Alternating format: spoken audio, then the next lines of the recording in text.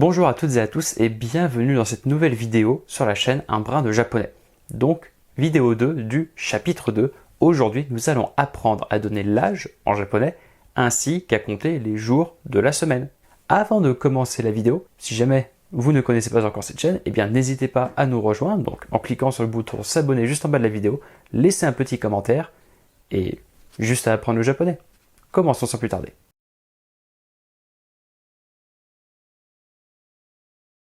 Nous allons donc commencer avec la manière de donner l'âge en japonais. Voici l'âge. C'est un kanji un petit peu compliqué et il va se dire sai. Alors comment ça va fonctionner?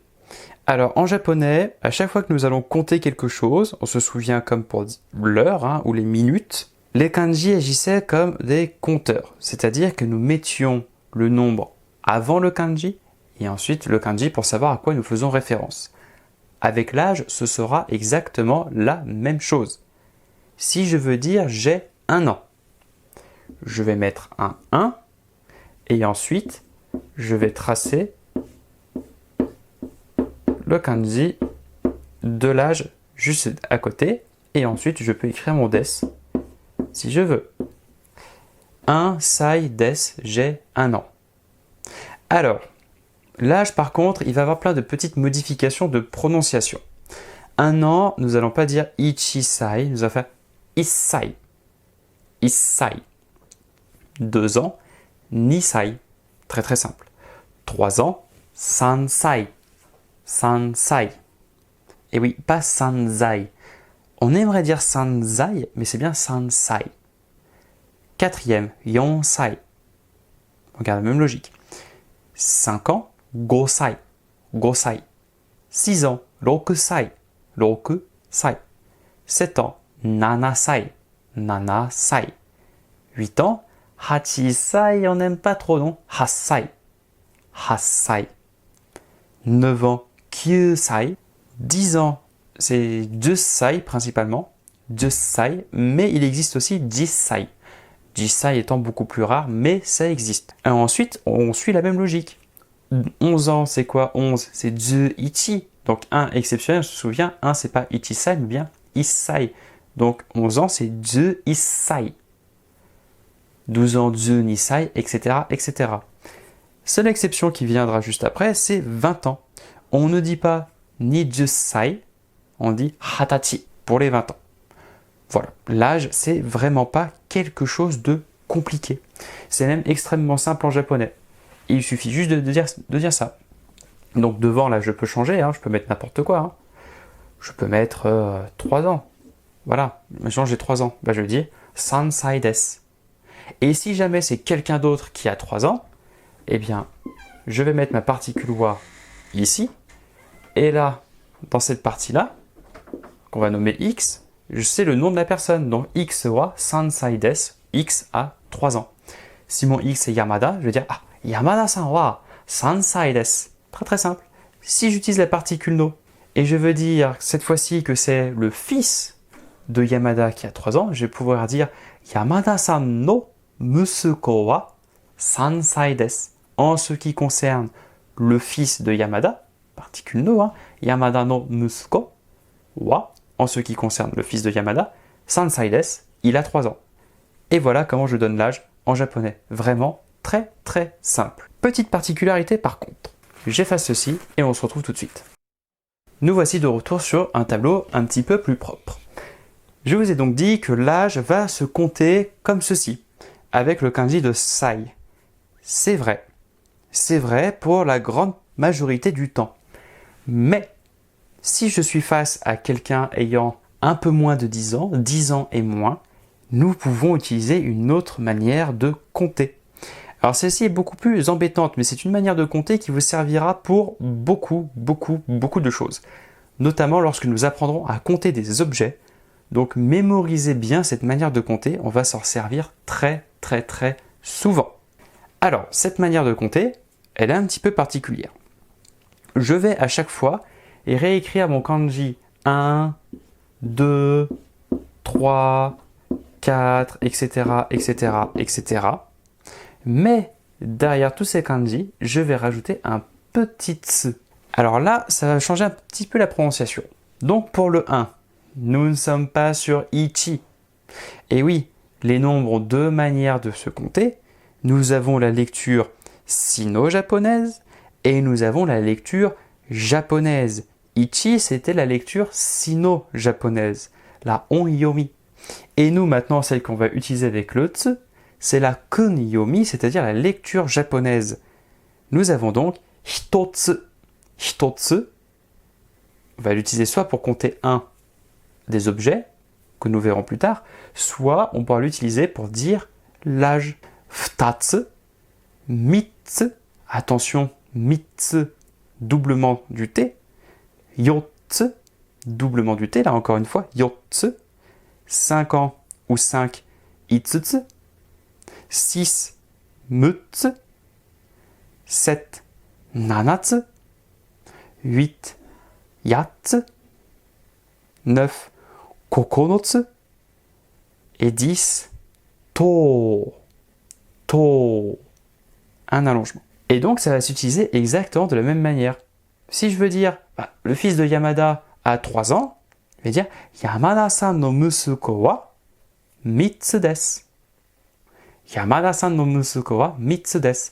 Et là, je sais pertinemment que je ne compte pas le nombre d'enfants qu'a Yamada, parce que pour compter des humains, nous compterons de manière complètement différente. Oui, il y a beaucoup de choses pour compter en japonais. Nous les verrons en temps et en heure, ne vous inquiétez pas. Donc, cette série-là, on la mémorise pour plus tard, pour compter des objets, mais pour l'instant, elle nous servira à donner l'âge. Et principalement, lorsque l'âge de la personne est en dessous de 10 ans. On va maintenant apprendre à poser la question, quel âge a cette personne? J'efface, on se retrouve tout de suite. Nous voici donc avec un tableau un petit peu plus propre et les deux manières principales de donner l'âge. Donc, sai, issai, nisai, sansai, etc. Vous connaissez. Et tsu, hitotsu, futatsu, mitsu, yotsu, etc., etc. Pour poser une question sur quel âge a cette personne. Avec sai, c'est très simple. Sai, on va l'apparenter à un compteur, comme ji. Comment je posais la question, il est quelle heure? Je disais, ima wa, en ce moment, nanji desu ka? Je mettais le nani. Ima wa nanji desu ka? En ce moment, quelle heure est-il? Et bien avec sai, ça va être pareil. Je vais réécrire mon nani, juste ici. Je vais rajouter le sai, juste derrière. Alors attention, ça ne devient pas nani sai, mais c'est nan sai. Nansai. Donc, je peux dire Yamada-san wa nansai desu ka? Yamada a quel âge? Quel âge a Yamada? Yamada, quel âge avez-vous? Ça, c'est la manière directe de demander l'âge. Mais nous avons l'autre manière, avec le compteur tsu. Le compteur tsu, nous avons un pronom interrogatif spécifique. On ne va pas dire nansai. On va utiliser ikutsu. Ikutsu. Alors, le kanji est un petit peu plus compliqué. Et comme ceci. Ça, c'est le iku. Et ensuite, hop, je rajoute le tsu derrière. Donc, ikutsu, ça, c'est la manière qu'on peut poser. J'ai pas laissé assez de place. Mais ici, si je veux être poli, je peux rajouter un préfixe honorifique. O. Donc, nansai desu ka? Je vous écris iku juste en dessous. Ah, nansai desu ka? Quel âge as-tu? Quel âge avez-vous? Ah, ikutsu desu ka? Ou o ikutsu desu ka? O ikutsu desu ka? Quel âge avez-vous? Ça, c'est la forme la plus polie pour demander l'âge de quelqu'un. Donc, on a le choix entre nansai, si on veut être assez neutre, ou o ikutsu. Et voilà comment poser la question sur l'âge en japonais. Il nous reste maintenant à apprendre une dernière chose. J'efface et on se retrouve tout de suite. Voici donc la nouvelle chose que nous allons apprendre maintenant. Alors, pour ceux qui regardent les shorts de japonais, de kanji principalement, connaissent déjà ces 3 kanji. Nous avons ici le kanji des années, qui va se dire toshi, pour l'an. Ici, c'est pour dire ue, pour dire au-dessus, supérieur, dessus. Et ici, shita, pour dire dessous, inférieur. Donc, nous avons toshi ue et toshi shita. Comment on va utiliser ça? Eh bien, en fait, il nous suffira de mettre, donc là je mets X, c'est l'âge. Donc l'âge, soit avec sai, soit avec tsu. Donc par exemple, ça peut être issai toshiwe, pour dire que quelqu'un est plus âgé d'1 an. Si je dis kanojo wa issai toshiwe, en ce qui concerne elle, cette personne, elle est plus vieille d'1 an. Bon, on ne sait pas par rapport à qui, parce que les comparaisons, on ne sait pas encore les faire. Mais d'après le contexte, on peut se douter que c'est par rapport à moi.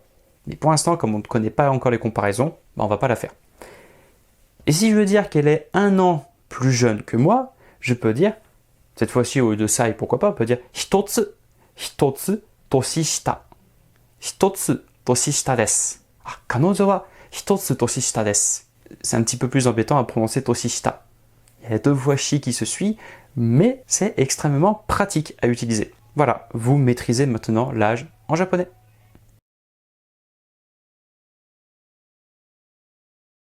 Et il ne nous reste plus qu'à apprendre les jours de la semaine. Alors ici, nous avons un petit calendrier de la semaine. Vous remarquerez que ça commence au dimanche. Une semaine japonaise ne commence pas le lundi, mais le dimanche. Donc dimanche, lundi, mardi, mercredi, jeudi, vendredi, samedi. Et bon après dimanche, on retourne ici. Tous les jours de la semaine. Ici, on a quelque chose qui fait un petit peu peur. C'est yobi. Donc yobi, c'est pour parler du jour de la semaine. Le bi final, qui est ici, est optionnel quand je vais donner mon jour de semaine.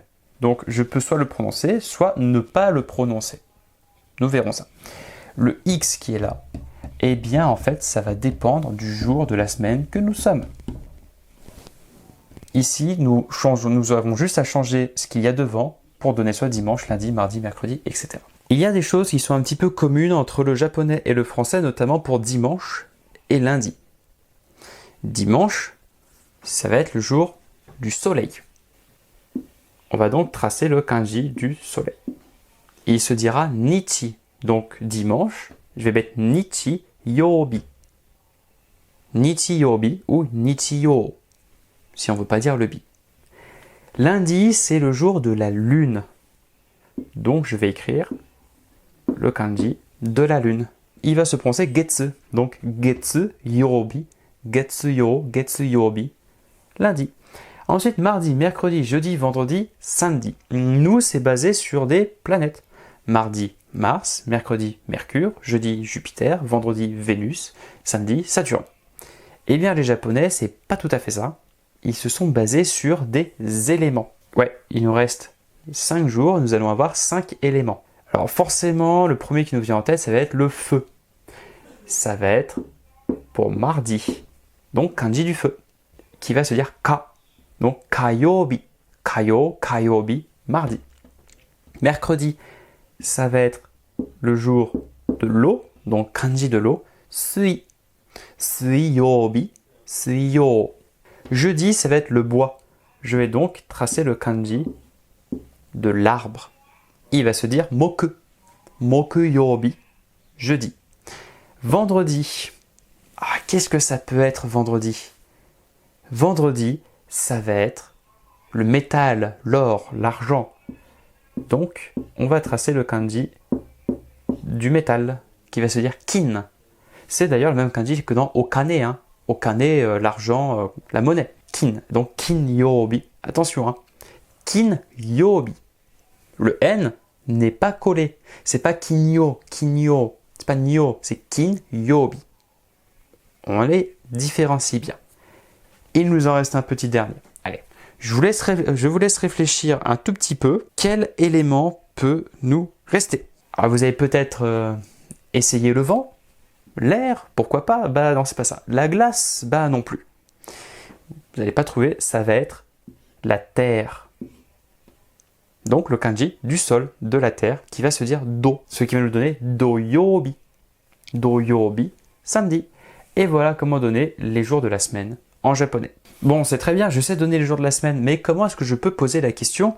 Eh bien, quel jour de la semaine sommes-nous? Eh bien, c'est le X que je vais modifier. Et le X, je vais mettre un pronom interrogatif à la place. Et ce pronom interrogatif, à votre avis, ça va être lequel? Eh ben oui, vous allez deviner, ça va être nani. Bon, il est un peu moche. Je m'excuse. Hop, on va s'appliquer un petit peu plus. Ça va être nani. Et nani, ici, il va être prononcé forcément nan. Parce que nani yobi, c'est compliqué. Nan yobi. Nan yobi. Et comme kin yobi, attention, hein, c'est pas nan yo, nyo, non, c'est nan yo. Ça fait bien la différence. Hein.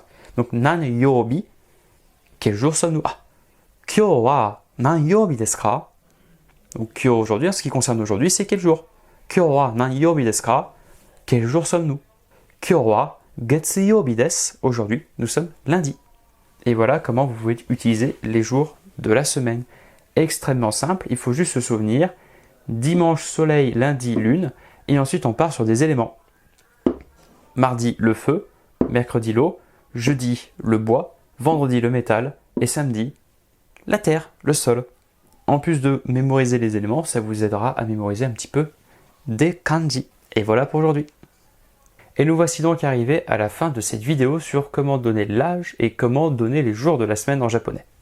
Les jours de la semaine, pas bien compliqués, hein. Nous attribuons à chaque jour un élément, comme nous le faisons en français avec les planètes, lundi, lune, mardi, Mars, etc., etc. Eux, les japonais, le font avec des éléments, le feu, l'eau, le bois, le métal, etc. Donc ce n'est pas quelque chose d'extrêmement compliqué, il faut juste changer un petit peu sa manière de voir les choses. Ensuite, pour l'âge, c'était pas bien compliqué. On se souvient, on met le chiffre, 1, 2, 3, 4, puis on met juste le kanji âge, et puis voilà. Nisai, Sansai, Yonsai, Gosai, etc. Vraiment très très simple. Je vous souhaite à tous de passer une excellente journée, et je vous dis à bientôt sur Un brin de japonais.